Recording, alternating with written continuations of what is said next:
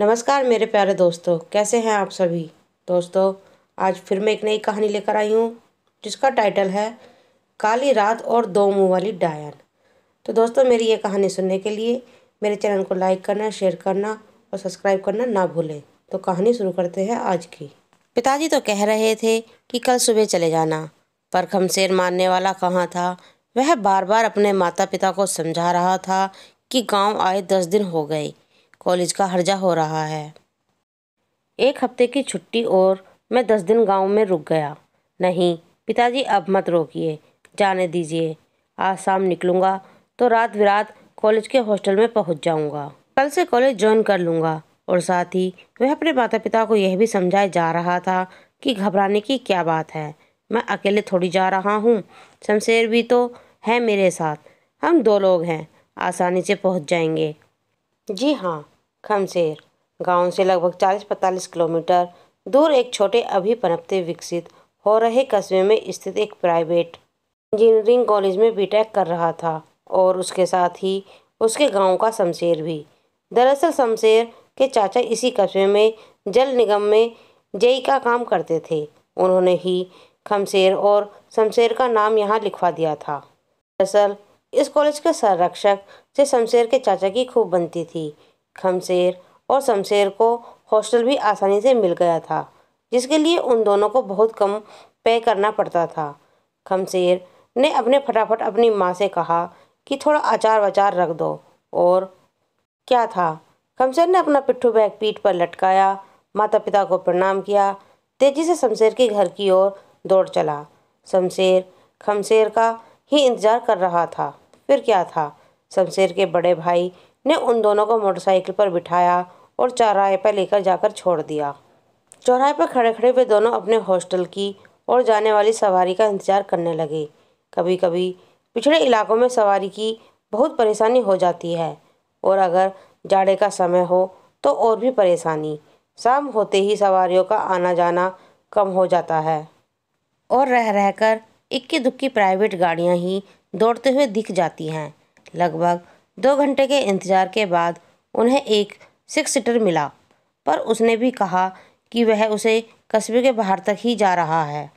अगर चलना है तो चलो, वहाँ तक छोड़ दूंगा, पर तुम लोगों को हॉस्टल तक नहीं छोड़ पाऊंगा। कुछ सोचकर शमशेर बोला कि यार खमशेर, घर लौट चलते हैं और कल सुबह हॉस्टल के लिए निकल चलेंगे। पर खमशेर कहाँ सुनने वाला था। उसने कहा कि यार वैसे ही बहुत रह लिए गांव में, कॉलेज बहुत अकाज हो गया, आज जाना ही है, चलो इस 6 सीटर में ही चलते हैं और कस्बे से कोई रिक्शा आदि लेकर, और नहीं तो पैदल ही हॉस्टल चले जाएंगे। कस्बे से पैदल हॉस्टल जाने में 40-45 मिनट तो ही लगते हैं। इसके बाद खमशेर ने शमशेर को खींचकर उस 6 सीटर में बिठा लिया।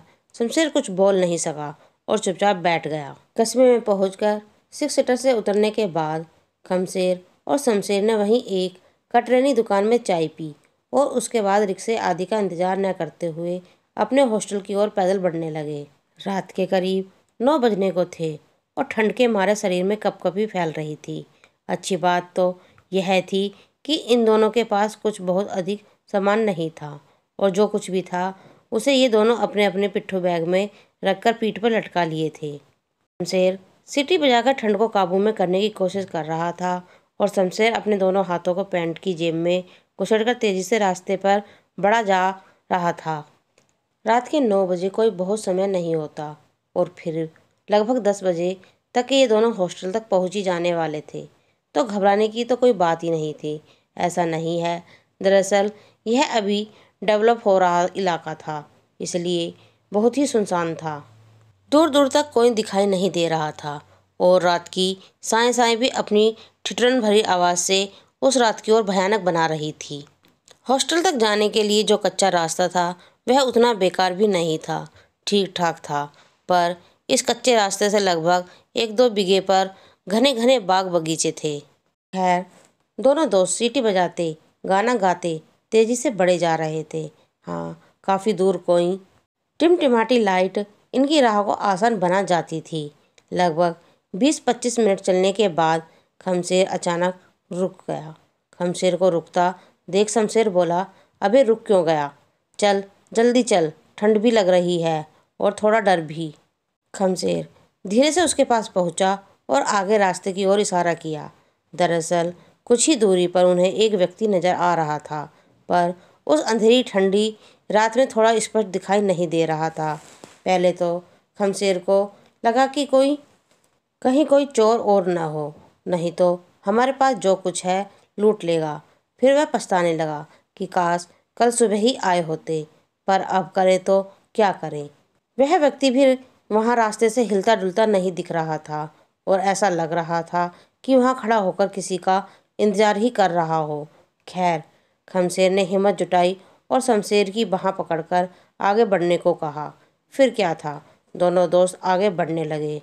वे लोग जो जो उस रास्ते पर आगे बढ़ रहे थे, सामने का व्यक्ति थोड़ा क्लियर दिखाई देना शुरू हो गया था। वे लोग जो ही उस व्यक्ति के पास पहुँचे, हक्के बक्के हो गए, क्योंकि वह तो एक खूबसूरत लड़की थी जो इन दोनों को देखकर बस मुस्कुराए जा रही थी। ये लोग उस लड़की को क्रॉस करते हुए आगे बढ़ना चाहे, तभी वह बोल पड़ी, रुको, हॉस्टल की ओर जा रहे हो ना, मुझे भी उधर ही जाना है। दोनों दोस्त कुछ बोल नहीं पाए, पर रुक गए। उनके रुकते ही वह लड़की दौड़कर उनके पास पहुंची और आगे चलने लगी। जी हाँ, इन दोनों दोस्तों से लगभग 2 कदम आगे अचानक शमशेर की चीख निकल गई और शमशेर भी हक्का बक्का हो गया। दरअसल वह लड़की चलते चलते अपना सिर पीछे की ओर भी पूरी तरह मोड़ दे रही थी और साथ ही उसके पैर भी कभी कभी पूरी तरह पीछे की ओर मुड़ जाते थे। अरे यह क्या! इस लड़की के 2 मुंह कैसे, 2 सिर कैसे हो सकते हैं? एक आगे की ओर, एक पीछे की ओर। इतना ही नहीं, उस लड़की की मुस्कान के साथ उसके मुंह से प्रकाश सा निकल जाता था, जिसमें ये दोनों दोस्त ही पूरा रास्ता नहा जाता था। अब उन दोनों को सूझ नहीं पा रहा था कि क्या करें, कहाँ जाएं, क्या पीछे की ओर भाग जाएं? पर ऐसा करने पर उसने पीछा कर लिया तो इसके तो 2 मुंह हैं, आगे भी देख सकती है और पीछे भी, क्या करें? अरे अभी ये लोग ये सोच ही रहे थे, तभी वह अट्ठास करते हुए बोली, अब तुम लोग नहीं बच सकते। इतना कहते ही वह पूरी तरह से विकराल हो गई। उसके लंबे लंबे दांत और लंबी लपलपाती जीभ देखकर कोई भी सहम जाए। 2 सिर वाली वह डायन बहुत ही विभत्स और भयानक थी। वह पूरी तरह से किसी अति डरावनी हॉरर फिल्म की भूतनी से भी भयानक लग रही थी। खमशेर कांपते हुए जय हनुमान करने लगा और शमशेर तो खमशेर के पीछे खड़ा होकर उसे पकड़कर फूट फूट कर रोने लगा। अचानक ये दोनों दोस्त कुछ समझ पाते तभी उस डायन ने अपना हाथ बढ़ाकर इन दोनों के बैग छीन लिए और उन्हें घुमाकर इतना तेज फेंका कि पता नहीं चला कि वे दोनों बैग उस अंधेरी रात में कहाँ गायब हो गए। फिर वह डायन हवा में उड़ने लगी। उसके अट्ठास से पूरा माहौल अति डरावना हो गया। उसके मुंह से निकलती आग के गोलों से लगता था कि ये दोनों जलकर भस्म हो जाएंगे। अब तो दोनों पूरी तरह से अवाक बेहोशी की हालत में आ गए और वहाँ बैठ गए। उन्हें कुछ भी सूझ नहीं रहा था। उन दोनों ने एक दूसरे को पकड़कर अपनी आंखें बंद कर ली और लगे हनुमान जी को घुराने। अचानक उन्हें एक और आवाज़ सुनाई दी जो उन्हें डरो नहीं कह रही थी।